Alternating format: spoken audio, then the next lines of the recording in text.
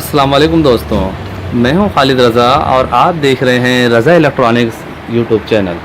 दोस्तों, आज की ये वीडियो डीसी रूम कूलर की रिपेयरिंग की वीडियो है। जैसा कि हमारे पास एक स्मॉल साइज़ का डीसी रूम कूलर है और इसके अंदर का जो मेन मोटर है उसकी बुश कटने की वजह से उसमें वाइब्रेट हो रही थी और इसी वजह से इसका ब्लेड टूट गया और इसका जो जैक था जिस पे ये मोटर लगी हुई थी वो भी टूट गया। तो हमारे पास ये मोटर रिपेयर होने के लिए आई है, तो आज के इस वीडियो में हम इसकी रिपेयरिंग पे तफसीली बातचीत करेंगे। तो आपसे मैं यही गुजारिश करूंगा कि इस वीडियो को लाइक कर दें ताकि हमारी हौसला अफजाई हो सके और इस वीडियो को एंड तक ज़रूर देखें कि काम का पूरा तरीका आपको समझ में आ सके। तो चलिए दोस्तों शुरू कर। दोस्तों, सबसे पहले हम इसके साइड को खोलेंगे कि हमें अंदर का हिस्सा नज़र आ सके। जैसा कि ये साइड आप देख रहे हैं, ये बिल्कुल आसानी से खुल जाता है और बंद हो जाता है। ये हल्का सा लाग पे फंसा हुआ है और अंदर हम देखते हैं तो ये देखें, ये इसका स्टैंड है जिस पे ये मोटर लगी हुई थी। तो ये देखें, यहाँ से ये टूट चुकी है। ये इस तरह से यहाँ पे फिक्स था तो ये टूट गया है। आप यहाँ पे देख सकते हैं इसका प्लास्टिक का हिस्सा टूट के यहाँ पे रह गया है। और जैसा कि ये इसकी मेन मोटर है, ये इसकी कूलिंग वाली मोटर है और ये इसका मेन मोटर है। और ये आप देख सकते हैं मोटर की शाफ्ट काफ़ी कटी हुई है और यहाँ से इसका बुश कट गया है, जिसकी वजह से इस मोटर में बहुत ज़्यादा पिले होने की वजह से इसका स्टैंड भी टूट गया है और इसका ब्लेड भी। तो हम इस मोटर को चेंज करेंगे, इसकी जगह नई मोटर लगाएंगे और इसके ब्लेड को भी चेंज करेंगे, इसकी जगह दूसरा ब्लेड लगाएंगे। और जैसा कि ये स्टैंड भी टूट चुका है तो इसी स्टैंड को हम रिपेयर करेंगे। जैसा कि दोस्तों, ये एक हमने दूसरा मोटर लिया है और ये मोटर इससे थोड़ी सी बड़ी है।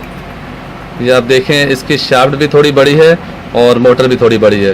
तो इसका कोई इशू नहीं है, हमारे पास जगह काफ़ी है तो हम इसे यहीं पर एडजस्ट कर देंगे और इसके साथ ही इसके ब्लेड को भी लगाएंगे। तो पहले हमें इसमें मोटर को लगाना है।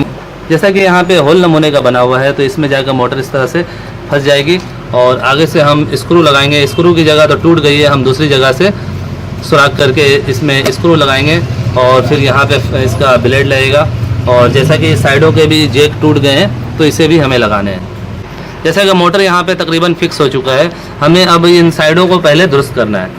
इनके साइड के जो ग्रिप थे वो टूट गए हैं तो इनको पहले हम दुरुस्त कर लेते हैं, फिर आगे की बातें करते हैं। दोस्तों, जैसा कि हमने इस रूम कूलर के दोनों साइड के कवर को खोल दिया है और यहाँ पे आप देख सकते हैं कि इसके तार वगैरह को फ्री किया जा रहा है कि हमें काम करने में सहूलत हो।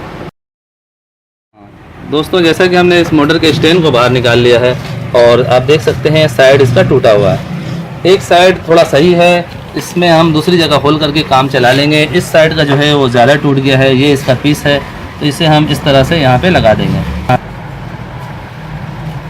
इस तरह से इसे लगा के हम मैजिक की मदद से जोड़ेंगे और उसके बाद यहाँ पे हम होल करके तार की मदद से इसे बांध भी देंगे कि और मजबूत हो जाए। और जैसा कि आप मोटर देख रहे हैं, मोटर का सामने का हिस्सा बिल्कुल ये जो कवर है ये टूट चुका है। तो यहाँ पे हम जुबली क्लिप लगा रहे हैं।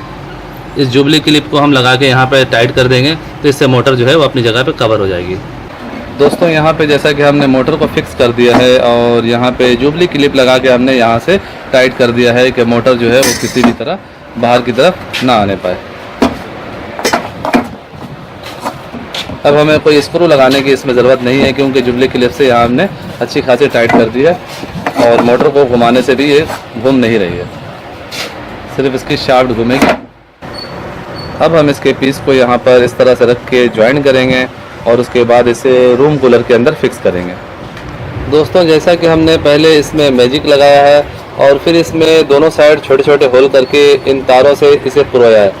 अब हम इसमें दोबारा से मैजिक लगा देंगे कि ये बिल्कुल पक्का हो जाए और दोबारा किसी तरह का इसे निकलने का चांस ना हो। दोस्तों, जैसा कि इसके स्टैंड को हमने दुरुस्त कर दिया है और यहाँ पर जैसा कि आपने देखा है कि हमने वायर से इसको बांधा भी है और फिर दोबारा जो है हमने मैजिक लगा दिया है।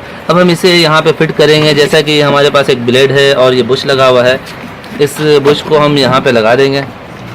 यहाँ पे शाफ्ट थोड़ी सी आपको लंबी दिख रही है लेकिन हमारे पास जगह आगे काफ़ी है तो हम इसे अंदर की तरफ दबा देंगे। जैसा कि इसका ब्लेड भी फिट हो गया है, अब हम इसे इस रूम कूलर में फिट करेंगे। यहाँ पे हमने पहले से ही होल कर दिए, जैसा कि आप देख रहे हैं ये होल पहले नहीं थे। इन होल को हमने नया किया है और अब इस जगह पे हम स्क्रू लगा देंगे और ये हमारा रूम कूलर का रिपेयरिंग मुकम्मल हो जाएगा।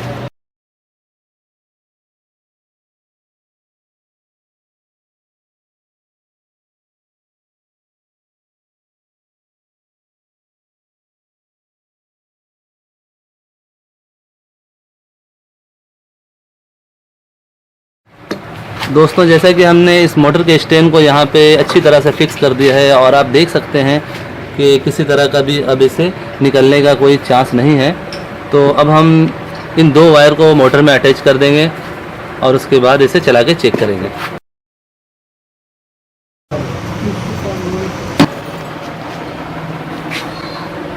यहाँ हम पंखे के चाल को चेक कर रहे हैं।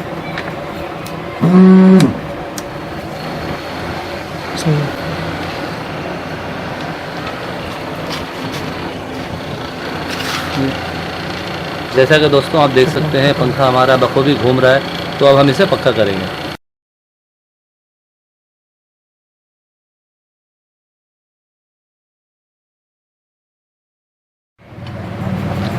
दोस्तों यहाँ पे हमने मोटर के साथ तारों को अटैच कर दिया है और अब इन तारों को हम समेट के अच्छी तरह से टेपिंग करेंगे और हमारा ये रूम कूलर का काम तकरीबन मुकम्मल हो चुका है।